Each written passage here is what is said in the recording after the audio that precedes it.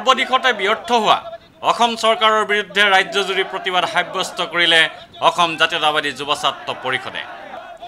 আইন শৃংখলা ৰক্ষাত ব্যৰ্থতা, মূল্যবৃদ্ধি ৰোধ কৰাত ব্যৰ্থতা, গড় হত্যা ৰোধ কৰাত ব্যৰ্থ হোৱা চৰকাৰৰ বিৰুদ্ধে যুৱ ছাত্ৰৰ গুৱাহাটী জিলা সমিতিয়ে মহানগৰীৰ দীঘলী পুখুৰীৰ পাৰ উত্তাল কৰি তোলে।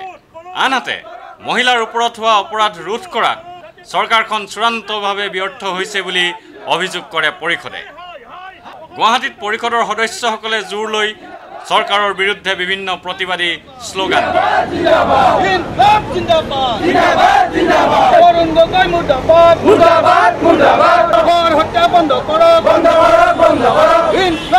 অসমবাসীয়ে বৰ্তমান চৰকাৰৰ অস্তিত্ব অনুভৱ নকৰে বুলি অভিযোগ কৰি জিলা পৰিষদৰ সভাপতি ৰবীন কুমাৰ দাসে কয়, ৰাজ্যত আইন শৃংখলাৰ চৰকাৰ ব্যৰ্থ হৈছে, তাৰ প্ৰতিবাদত আজি কাৰ্যসূচী কৰিছোঁ।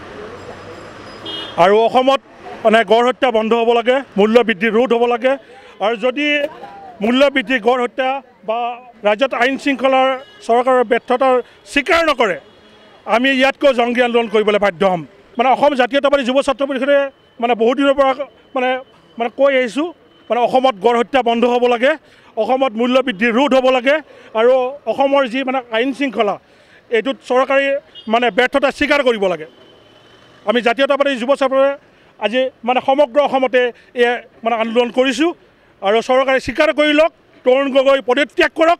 আমি জাতীয়তাবাদী যুৱ ছাত্ৰ পৰিষদে এইটো বিচাৰিছোঁ।